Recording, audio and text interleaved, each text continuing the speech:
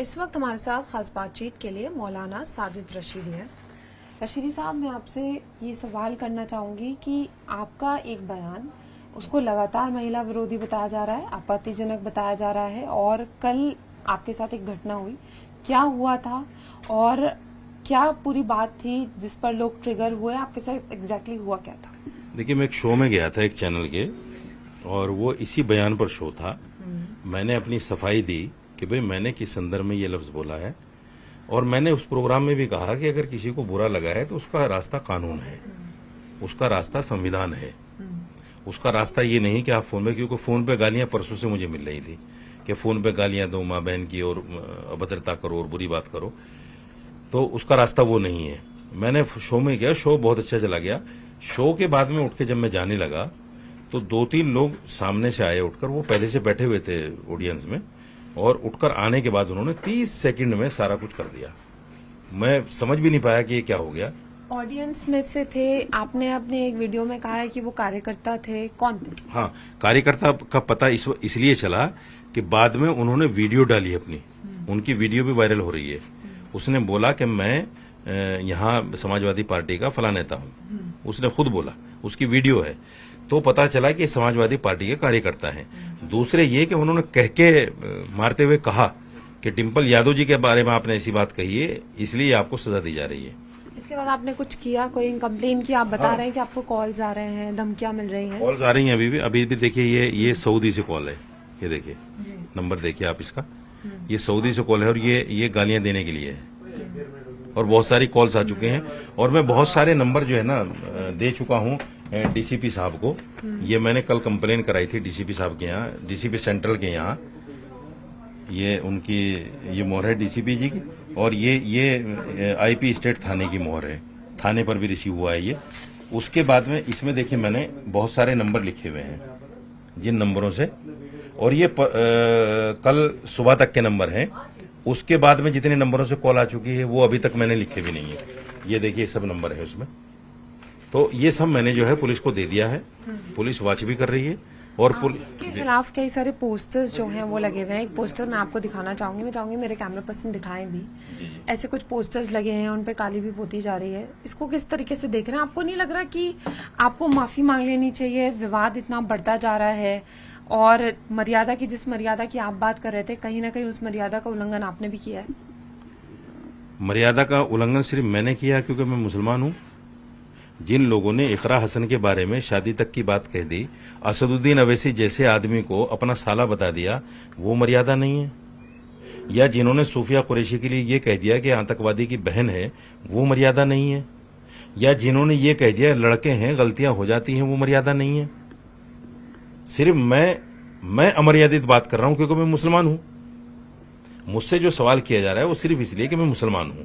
अगर मेरी जगह कोई हिंदू होता, कई सारे हिंदुओं के नाम मैंने गिनवाए, किसी ने जाके किसी को चप्पल नहीं मारे, किसी ने जाके किसी को जो है गले में चप्पल डाल के उनका प्रोटेस्ट नहीं किया, किसी ने पार्लियामेंट में जाके उनके लिए हाय उल्ला नहीं किया, प्रोटेस्ट नहीं किया, इसलिए कि वो हिंदू थे कहने वाले। मैं चूंकि मुसलमान हूं कहने वाला, और मैंने उनसे ज्यादा खतरनाक वर्ड नहीं बोला। जितने खतरनाक वर्ड उन्होंने सूफिया कुरैशी के लिए, इकरा हसन के लिए बोले हैं और महिलाओं के लिए बोले गए हैं, इतना वर्ड नहीं बोला। दूसरे, आप उसी चैनल का, जिस चैनल पे ये घटना हुई थी वेडनेसडे के दिन, उसी चैनल को आप डिबेट सुनिए। पहले एक हिंदू पत्रकार ने, एक पार्टी के पत्रकार ने, जो डिबेट पे बैठते हैं, उसने मुझसे भी ज्यादा बहुत बड़ी बातें कही हैं उनके डिम्पल यादव के लिए, उसको दबा दिया गया। लेकिन रशीदी साहब, बात ये नहीं है ना कि कोई किसी के लिए कुछ कह रहा है, एक महिला के लिए ऐसी टिप्पणी करना क्या आपको लग रहा है कि उचित है?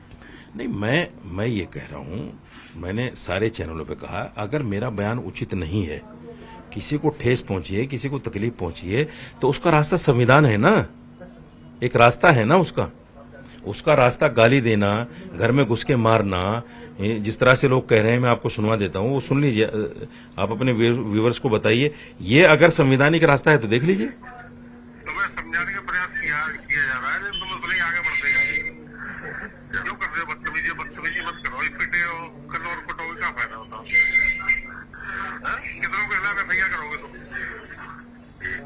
अब तक आपने आपने जो एफआईआर है वो कितने लोगों पर दर्ज की? आपने लिस्ट तो दिखाई थी, लेकिन कितने लोगों पर आपने एफआईआर दर्ज की? हाँ, मैंने जो है कुछ नंबर लिख के दिए हैं डीसीपी साहब को। उन्होंने एक आदमी की ड्यूटी भी लगाई है कि इन सबको कॉल करो, बुलवाओ इनको, कौन है ये, वॉच कर रहे हैं वो, देखेंगे क्या होता है। अच्छा, अब उस बात पे वापस आते हैं कि आप बता रहे हैं कि पहले भी महिलाओं को लेकर ऐसे बयान दिए गए हैं, लेकिन सवाल यहाँ उठता है कि महिलाओं पर इस तरीके की टिप्पणी, चाहे वो कोई भी करे, वो वाजिब है क्या? नहीं, बिल्कुल वाजिब नहीं है, बिल्कुल ऐसी वाजिब नहीं। टिप्पणियां क्यों? देखिए, बात सुनिए, मैं फिर ये कह रहा हूँ, हर जगह की धार्मिक स्थल की एक मर्यादा है, मान्यता है।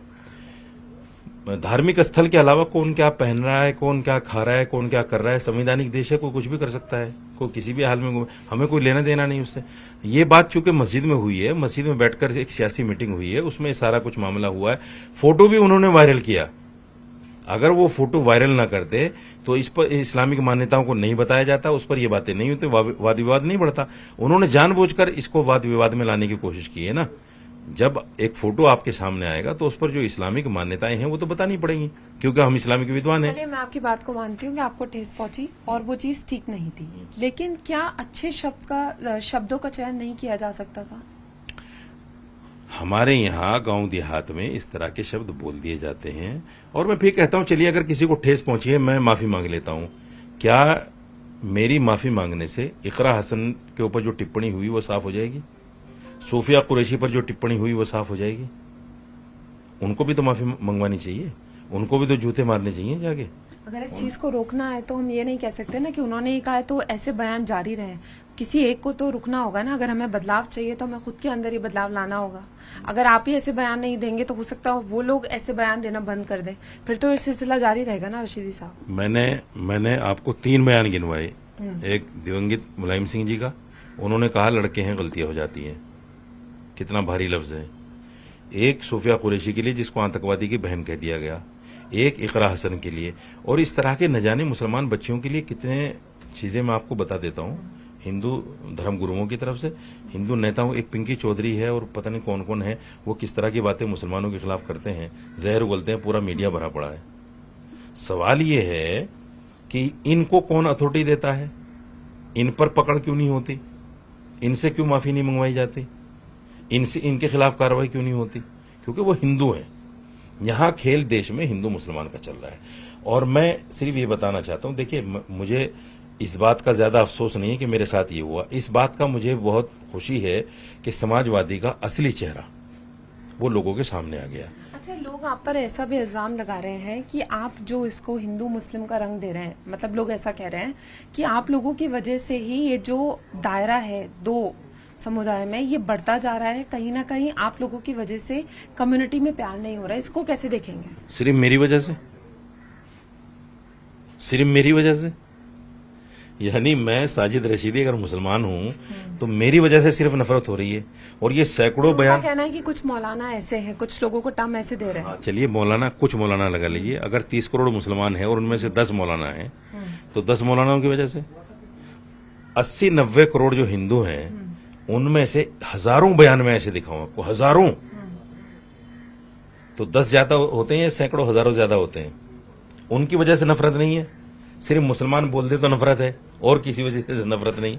ये भी नफरत बढ़ाने का एक जरिया है कि वो ऐसा कर रहे हैं, वो नफरत बढ़ा रहे हैं। अच्छा, ये सवाल मैंने आपसे पहले भी पूछा था जब मैं पहले आई थी। क्या अगर आपसे माफी मांगने को अब कहा जाता है, या आपको लगता है कि माफी मांग लेनी चाहिए, कि इस बात को खत्म करना चाहिए?